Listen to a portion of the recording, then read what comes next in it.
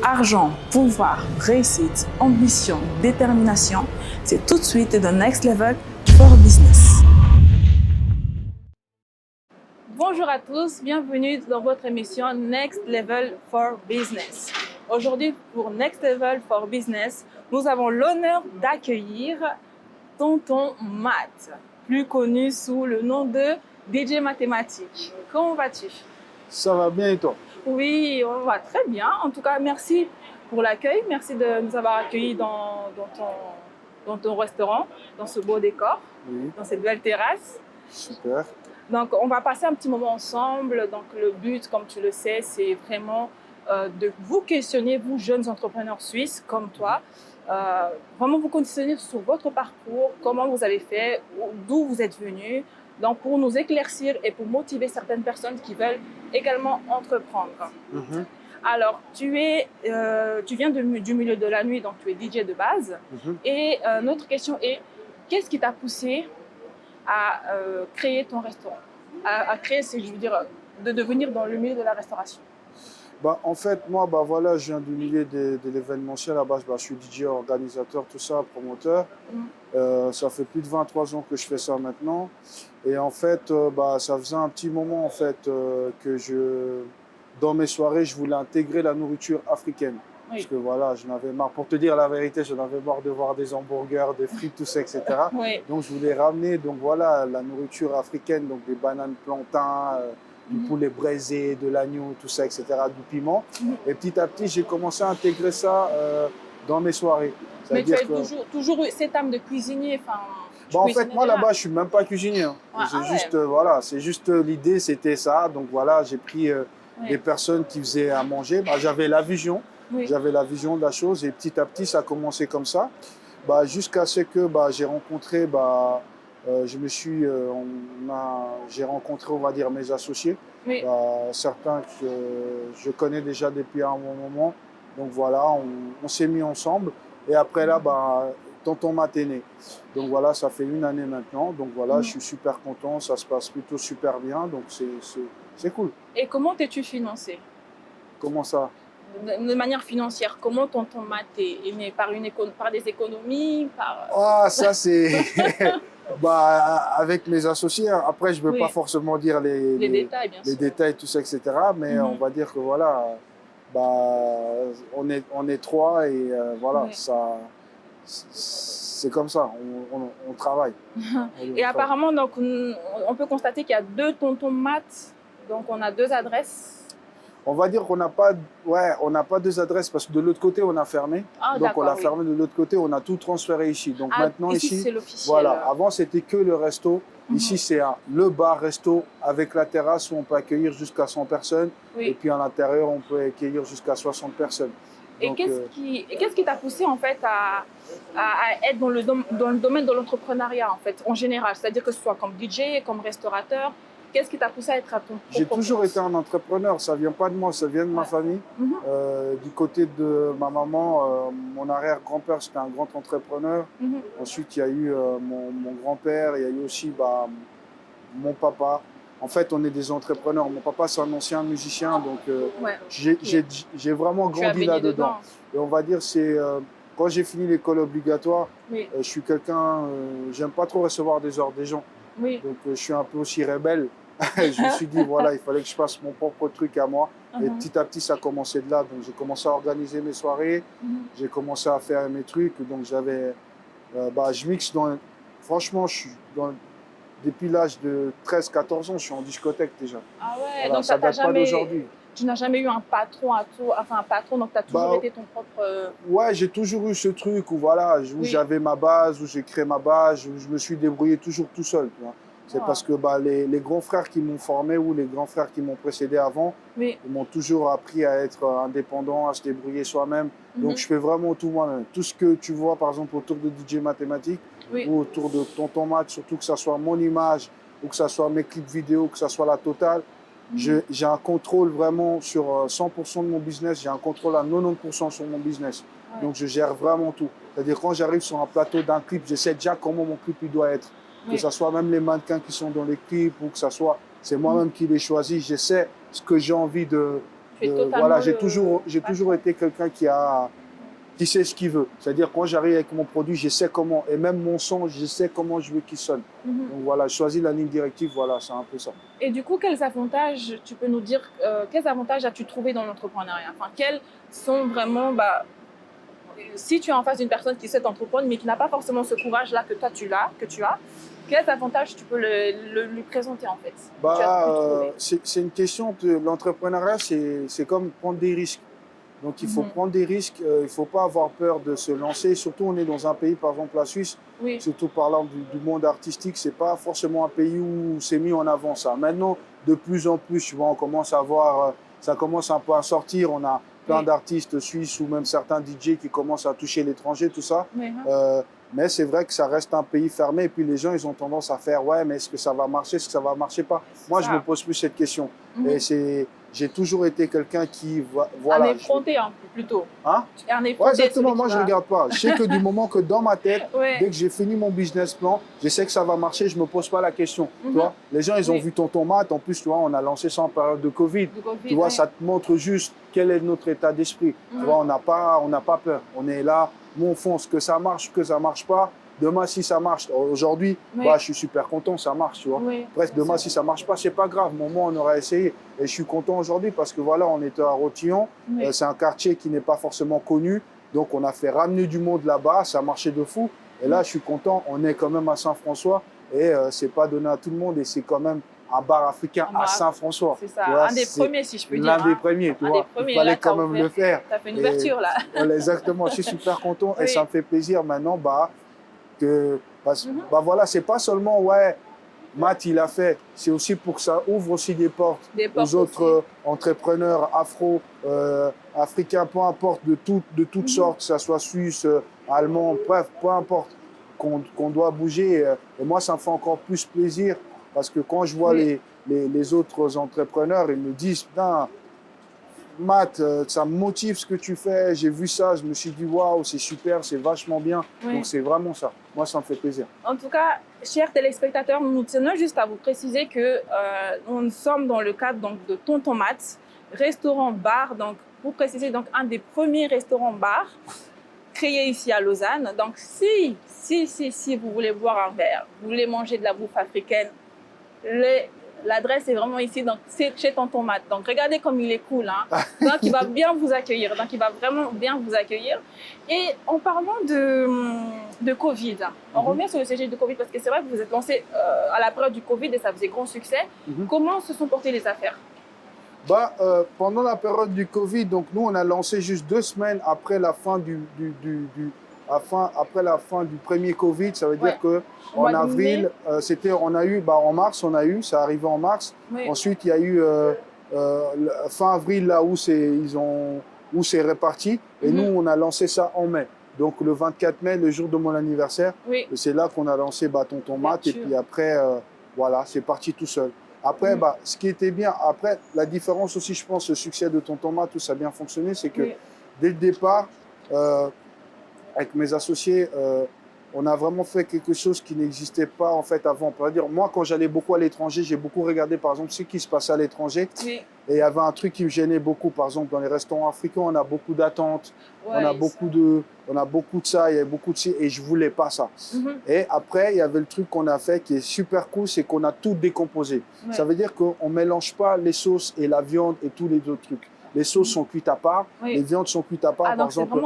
Exactement, quoi. Voilà. Comme ça, la personne elle compose son plat comme elle veut. C'est la personne le chef, tu vois. Comme un kebab ou comme un taco. C'est-à-dire que le poulet m'a fait, on mange qu'avec le poulet. Chez nous, tu peux le manger avec le bœuf, avec l'agneau, avec le poisson. En fait, c'est toi le chef, tu fais ce que tu veux. Toi, tu prends ton riz, il y a plusieurs sortes, tu vois. C'est vraiment, il y a les bases, il y a les viandes, il y a les sauces, il y a les extras. Les extras, c'est les bananes plantains, les patates douces, les maniocs frits.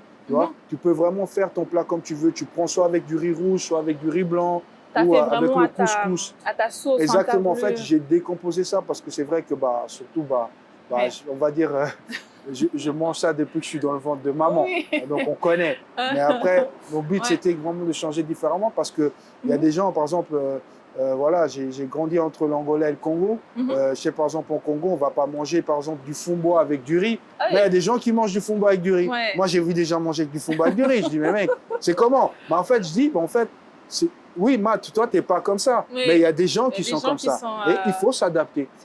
Et aujourd'hui, les gens, c'est eux les chefs. C'est vrai qu'on dit le client, il est roi. Tu vois, du moment qu'il ne fait pas des bêtises, pour moi, oui, le client, il est roi. Donc, pas de souci, je te laisse, je te mets la carte là. Fais ce que tu veux. Tu t'adaptes, voilà, toi. c'est un peu ça. Ouais. Et l'avantage de Tonton Matt, c'est que donc, le public, si je puis dire, donc, le public que tu as rencontré donc, dans les soirées, et ça peut être aussi les clients d'aujourd'hui. Exactement, c'est ce qui se passe. C'est pour ça qu'il y a eu un fort succès. Comme j'ai un grand background, on va dire, dans les soirées. Oui. En fait, chez Tonton Matt, tu as les clients qui viennent dans les soirées de Tonton Matt. Tu as des gens qui viennent découvrir. Tu as des gens qui viennent parce qu'ils soutiennent le continent africain. Oui. Tu as des gens qui viennent parce qu'ils ont des copines ou des copains africains. Ouais. Tu as des Africains qui viennent. Donc, c'est à large public. Voilà. Il n'y a pas seulement... Genre, voilà. Et puis moi, ça... aussi des influenceurs aussi venir. Franchement, il y a de tout. Il y a de tout. Il y a plein de gens. Ouais, voilà. Et puis voilà, comme j'ai, on va dire, je vais pas dire un grand carnet d'adresses, mais comme je connais pas mal de gens, donc voilà, demain tu peux venir sur la terrasse, je peux voir un chanteur, un rappeur, un musicien, un DJ qui mange. Donc pour moi, c'est normal, c'est logique. Et du coup, quelles sont les difficultés que tu as pu rencontrer en fait? Donc déjà pour Tonton Matt. Quelles sont les difficultés? Bon, c'est vrai que tu as tes associés, mais à quelque part, tu as dû mettre quand même un business plan. Quelles sont les difficultés rencontrées, que ce soit... Voilà. Pour Tonton Matt, les difficultés rencontrées, je ne veux pas forcément dire qu'on a vraiment eu des difficultés jusqu'à maintenant. Les difficultés, c'est qu'on est en période de Covid et puis que voilà, on doit vraiment s'adapter à Covid. Après, voilà, moi, je me pose plus cette question, on se pose plus cette question, nous, on fonce. Tu vois. Je me dis que dans ma tête, voilà, Dieu m'a déjà donné une grande bénédiction par rapport à ça, parce que ce n'est pas donné à tout le monde. Hein. J'ai plein de potes DJ, plein de potes orgas, du jour au lendemain, les business se sont arrêtés. Moi, j'ai eu de la chance de...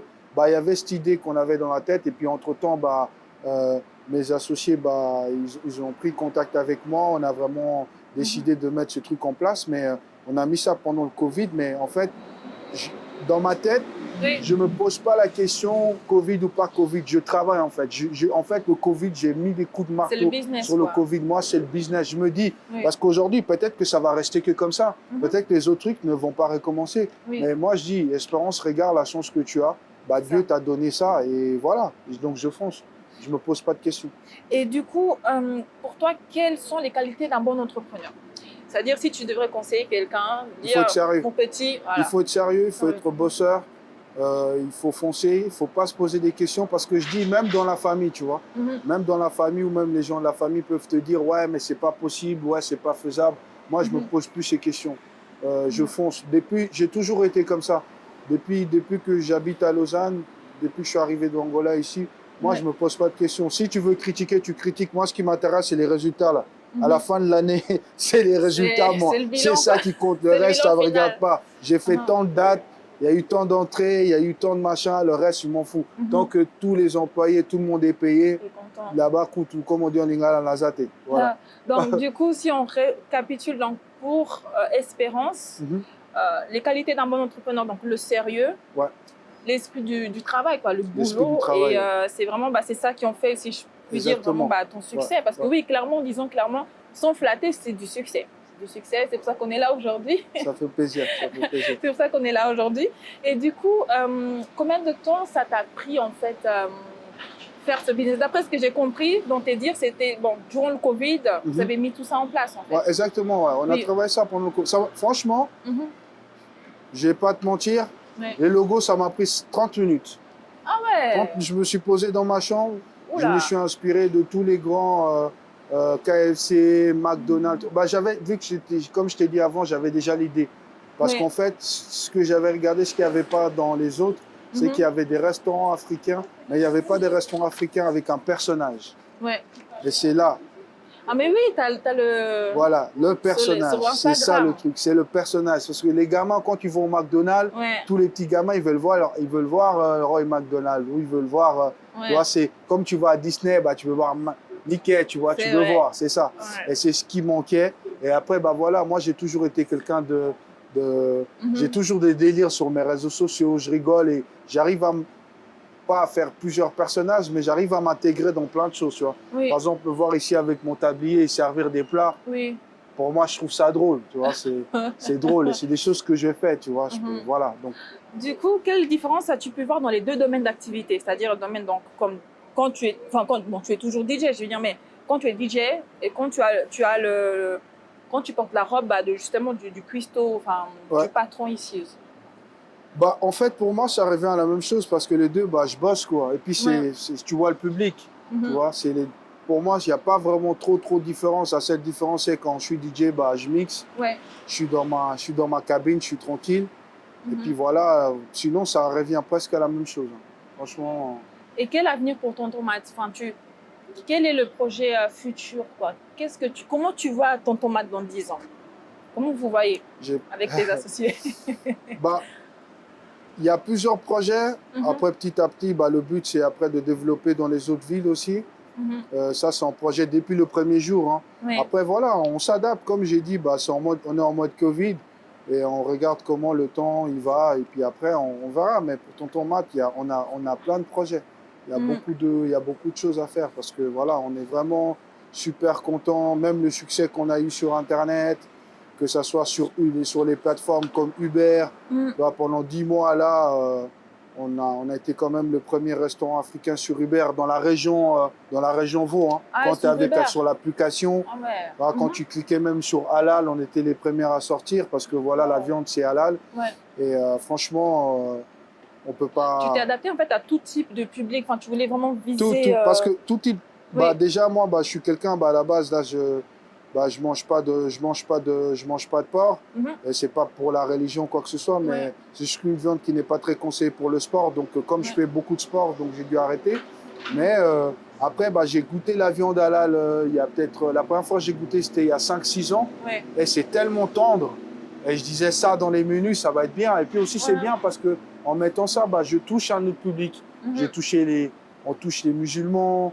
On touche, il y a plein de gens aujourd'hui qui mangent la viande halal, tu vois. Donc, c'est juste, voilà, il n'y a rien de mal, c'est juste la viande qui est gorgée. La viande, elle est tendre. Et c'est vrai, comme je suis un bon mangeur, j'adore manger. Donc voilà, pour moi, c'est normal que j'aille des bons trucs. Voilà. Et je trouvais que c'était intéressant de mettre la viande halal. Voilà. Et pour les deux, peux-tu nous dire les stratégies donc, pour les deux business, donc, en tant que DJ et en tant que restaurateur, les stratégies que tu as mises en place en grande ligne, hein, les stratégies que tu as mises en place justement pour être ton propre patron, ton propre chef? Les stratégies que j'ai mises en place, déjà, il faut comment expliquer, il faut, comme elle me dit souvent, Zindo, il faut de la discipline. Oui. Donc voilà, la discipline, c'est-à-dire, voilà, moi je me réveille tous les matins entre 5 et 6 heures. Voilà, je fais un câlin à mon fils, je fais un petit bisou à Zindo. Ensuite, après, je vais au sport. Et quand je finis le sport, je viens chez Tonton Matt, je fais mon programme, je bosse un peu avec mon graphiste. Je bosse un peu, je prépare un peu ma semaine. Après, voilà, je peux avoir des shootings photos, j'ai des clips vidéo, des trucs comme ça. En fait, je suis toujours actif. Toujours organisé. C'est juste une question d'organisation, c'est tout. Du moment que l'organisation... Et puis, comme je disais, ça fait maintenant tellement d'années que je fais ça. C'est pas pour me lancer des fleurs, mais des fois, c'est devenu facile pour moi. Sur certains trucs, c'est facile. Quand j'arrive, je sais déjà comment jouer. Tu vois. Puis comme je disais, par exemple, mon graphiste, ça fait maintenant 15 ans qu'on travaille ensemble. C'est vraiment quelqu'un qui a aussi évolué avec moi dans mon image, parce que moi, j'ai évolué, mais lui, il a évolué avec moi. Et si j'ai pu évoluer, c'est aussi grâce à lui. D'ailleurs, Marc Angélil, que je passe le big up. Et lui... il sait ce que je veux. Quand je lui envoie un truc, il sait tout de suite. Là, par exemple, le logo Tonton Matt, quand je l'ai envoyé, je lui ai dit, voilà, je veux ça, je veux un personnage un peu Oncle Benz, un peu machin, nanana. Quand il m'a envoyé le logo, c'est bon, je l'ai ouvert, j'ai dit, c'est bon, c'est réglé, c'est ça que je veux, tu vois. Et du coup, ça fait longtemps que tu as cette discipline de vie que tu mènes Ouais, ça fait longtemps, longtemps. Franchement, même à l'époque, quand je travaillais au Loft, j'étais directeur, on va dire, artistique là-bas. Et franchement, j'avais je finissais à 5h, 6h du matin, je rentrais chez moi à 11h, j'étais déjà debout pour le lendemain. J'ai toujours eu ça. Je suis voilà. Pour moi, ça ne doit pas s'arrêter. Et du moment que je dis aussi, je suis jeune, tu vois, je profite de ça. Parce que je pense pas que d'ici 15 ans, 20 ans, j'aurai toujours la même énergie. Donc, il faut profiter de faire le maximum que tu peux aujourd'hui. Et regarde, hein, c'est pas bête.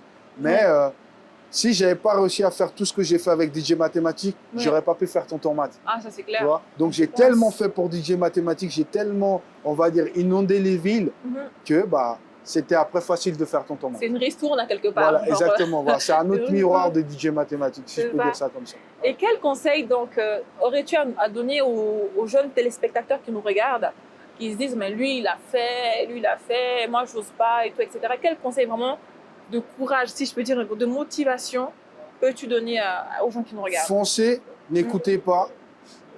Et parfois, même dans la famille, ils peuvent avoir des gens qui peuvent vous freiner. Si vous avez une idée, il ne faut pas avoir peur. Moi, je l'ai dit, hein, et il y a une semaine, il y a une de mes éducatrices qui m'a eu au foyer, qui est passée, elle m'a dit Matt, je suis hyper fier de toi parce que il y a 20 ans en arrière, tu nous disais déjà ça, je veux le faire, ça, je veux le faire. Ah ouais. Et c'est comme ça. Et comme quoi, ce qu'on dit, ça se fait, quoi, ça se réalise. Exactement. Hein. Pour moi, du moment qu'il y a le travail, du moment que tu crois, tout ça, etc., au bout d'un moment, tu vas y arriver.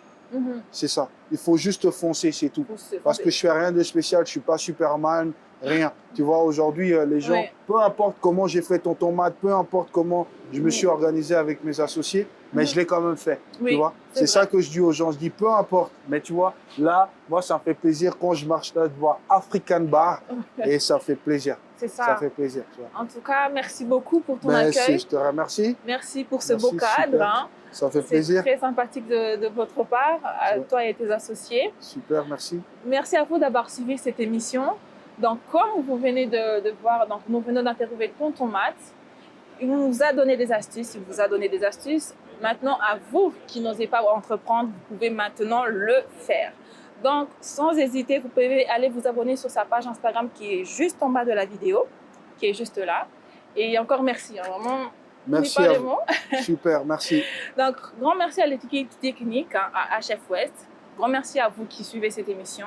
On se retrouve très bientôt pour un nouvel épisode. Bye bye. Nice.